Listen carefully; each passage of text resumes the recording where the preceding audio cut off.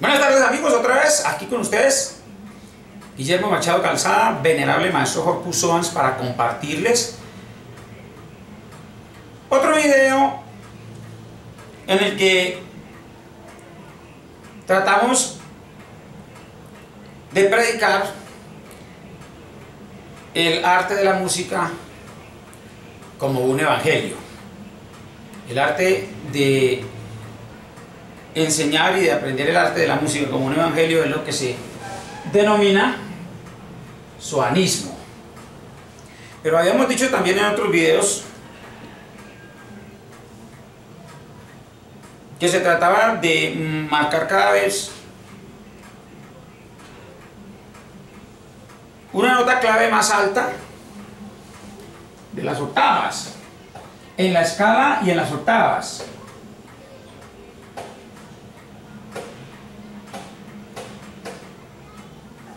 Entonces, no solamente es una nota más alta de la escala, sino en las octavas. La escala está relacionada con la masonería. Hay que saber en qué consiste esta alegoría de la escala. Y esta alegoría de la escala la podemos explicar solamente a nivel de la teoría de la música.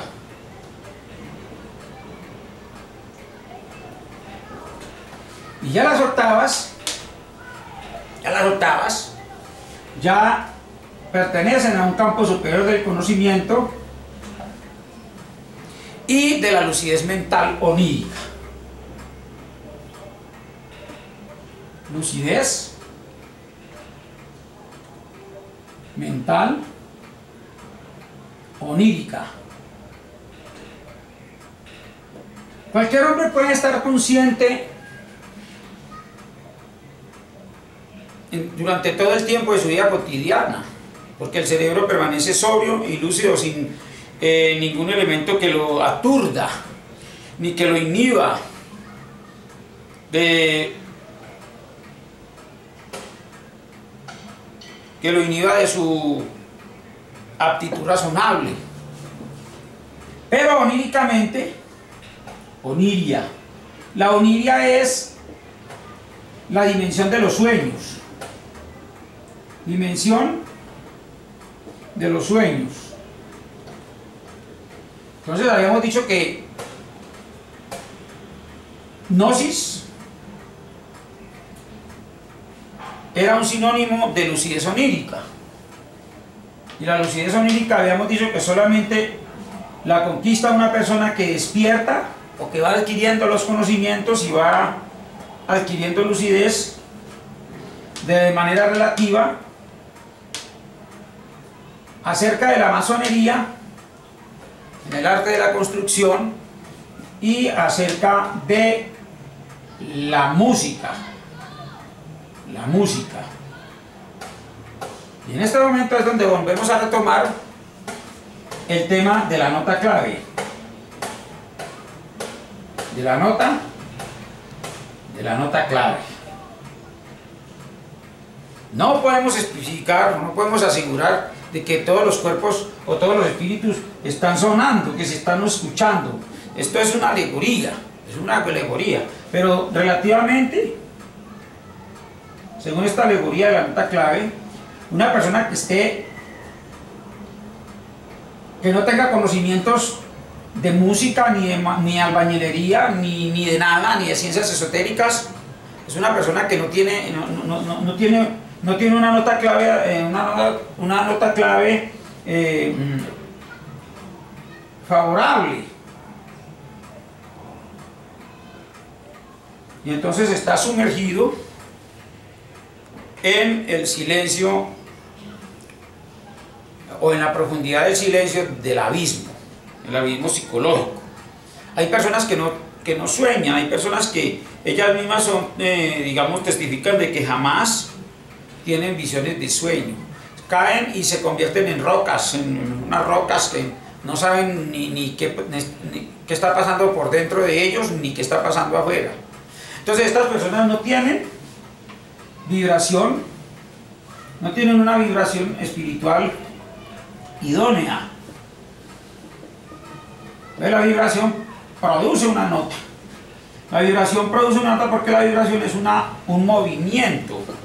Es un movimiento constante de las partículas y de las moléculas y de la energía. Entonces, cuando la energía se mueve, cuando la energía vibra se mueve, y cuando la energía se mueve, produce un sonido. Y ese sonido es lo que llamamos Zohar. Es pues el significado del Zoharismo. Entonces, cuando la persona no empieza bien, aprende música y se vuelve un gran músico, pero le falta tener conocimiento de masonería. Y la masonería es necesaria porque la masonería es la roca misma del templo del Dios viviente. ¿Por qué tenemos que decir que la masonería es la roca misma? Porque a medida que se despiertan todos los conocimientos y se adquieren todos los conocimientos sobre el arte de la masonería, y se van despertando los conocimientos acerca de la música, entonces entendemos qué es el cristianismo y qué es el zohanismo. Porque el zohanismo, Zohan, es una nota clave, y el Zohan, con S el plural, nos puede traducir el arte de la música, todos los sonidos. Música es el arte de combinar bien todos los sonidos en una forma agradable al oído. Entonces, todos los conocimientos acerca de la masonería y acerca de la música se convirtieron en una propiedad exclusiva de los judíos primitivos, de los primeros judíos. Vemos aquí, por ejemplo, como en el libro de 2 de Crónicas 36, de hecho, aparecen en 2 versículos 22 y 23, que dice así: en el primer año de Ciro, rey de los persas, para que se cumpliera la palabra de Jehová dada por boca de Jeremías, Jehová despertó el espíritu de Ciro, rey de los persas. Despertó el espíritu de Ciro, el rey de los persas, el cual hizo pregonar de palabra y también por escrito por todo su reino este decreto. Así dice Ciro, rey de los persas: Jehová, el Dios de los cielos, me ha dado todos los reinos de la tierra y me ha mandado que le edifique casa en Jerusalén, que está en Judá. Quien de entre vosotros pertenezca a su pueblo, que sea Jehová su Dios con él y que suba allá. Y pasamos enseguida al siguiente libro, el libro del sacerdote Esdras, la profecía del sacerdote Esdras. En el capítulo 1 ya se reafirma el decreto del rey. El decreto del rey dice: en el primer año de Ciro, rey de Persia, para que se cumpliera la palabra de Jehová anunciada por boca de Jeremías, despertó Jehová el espíritu de Ciro, rey de Persia, el cual hizo pregonar la palabra y también por escrito en todo su reino este decreto. Entonces, ¿por qué despertó? Porque oníricamente se convirtió en una persona completamente lúcida.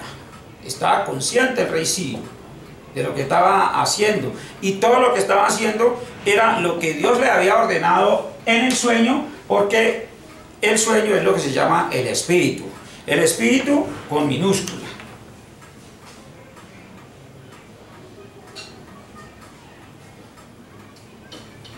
El espíritu es el vehículo onírico, el vehículo de los sueños, el cuerpo astral que llaman los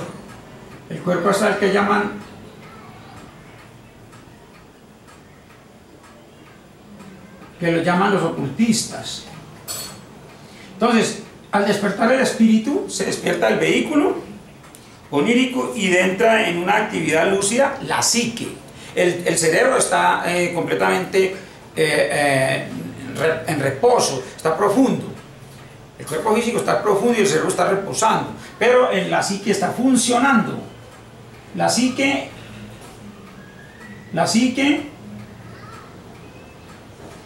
es el cerebro del cuerpo onírico, del vehículo onírico. Así ha dicho Ciro, continuamos. Así ha dicho Ciro, rey de Persia: Jehová, el Dios de los cielos, me ha dado todos los reinos de la tierra. Le dio los reinos. Y me ha dado que le edifique una casa en Jerusalén, que está en Judá. Quien de entre vosotros pertenezca a su pueblo, sea Dios con él. Suba a Jerusalén, que está en Judá, y edifique la casa de Jehová, Dios de Israel. Él es el Dios, la cual está en Jerusalén. Y a todo el que haya quedado en cualquier lugar donde habite, que las gentes de su lugar lo ayuden con plata, con oro, con bienes y ganados, además de ofrendas voluntarias para la casa de Dios, la cual está en Jerusalén. Entonces se levantaron los jefes de las casas paternas de Judá y de Benjamín, los sacerdotes y levitas, todos aquellos a quienes Dios puso en su corazón subir a edificar la casa de Jehová, la cual está en Jerusalén. Y todos los que habitaban en los alrededores los ayudaron con plata y oro, con bienes y ganado, y con cosas preciosas, además de toda clase de ofrendas voluntarias. El rey Ciro sacó todos los utensilios de la casa de Jehová que Nabucodonosor se había llevado de Jerusalén y había depositado en la casa de sus dioses. Lo sacó pues Ciro, rey de Persia, por medio del tesorero Mitrídates, el cual los contó y se los entregó a Sesbazar, príncipe de Judá. Pero ¿por qué le entregó esto? ¿Por qué le dio esta comisión? Porque todas estas personas eran albañiles expertos. Porque ¿para qué le van a mandar a construir una casa a una persona que no sabe ni qué es lo que va a ir a hacer allá? Entonces, los albañiles son los únicos que sabemos cómo se construye una casa. Y había que subir a Jerusalén a reconstruir el templo que Salomón había hecho, porque el rey Nabucodonosor había desolado a toda Jerusalén, había destruido casi totalmente el templo que Salomón había construido. Entonces había que subir a reconstruir eso. ¿De dónde se deduce? Que tenemos razón cuando decimos que Jesús de Nazaret es una reencarnación, y no podemos más que enfatizar en esto. Es una reencarnación de Ciro. Jesús es Ciro el persa, que está allí. En ese momento es Ciro el persa, el mismo espíritu de Ciro el persa se reencarnó en Jesús. Y aquí en el capítulo 7 de Isaías vemos que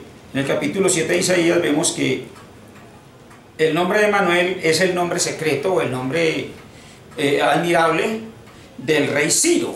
En el capítulo 7, 14, 15 de Isaías, el nombre del rey Ciro, el nombre perfecto era Ciro, el nombre de Ciro era Emanuel. Y esto está confirmado acá en el Nuevo Testamento, en el capítulo 1 de San Mateo. Ahora bien, todos estos personajes no solamente eran unos expertos albañiles, sino que también eran músicos. Todos los gnósticos trascendidos son albañiles y músicos expertos, son maestros de música. Y aquí en el capítulo 14 de Apocalipsis, del verso 1 al 5, vemos que habían 144.000 judíos, porque todos eran judíos, y la palabra judío significa albañil en la lengua hebrea primitiva. Entonces, todos esos 144.000 judíos no solamente eran los que habían construido ese templo al cual marchaban, sino que también eran grandes músicos, porque iban tocando sus arpas. Dice Juan Zebedeo en su visión de que él vio que iban 144, iba el cordero, es decir, Ciro el persa, o es decir, Jesús, iba, y detrás de él iban toda una cantidad, 144.000 de judíos muy expertos, 12.000 de cada tribu de Judá, y que iban tocando sus arpas y que iban entonando un canto que no entendían ni podían tocar sino ellos, solamente ellos. Entonces, cuando una persona progresa en sus conocimientos de albañilería, va marcando cada vez más una nota más alta de la escala y va trascendiendo a través de las octavas. Y cuando ya trasciende a través de las octavas en el arte de la albañilería, entonces pasa al arte de la música. Al arte de la música. Se convierte en un maestro, en un gran maestro de música. Entonces la música en el siglo XXI se convierte pues en el suanismo, lo cual consiste en predicar el arte de la música como un evangelio. Buenas tardes.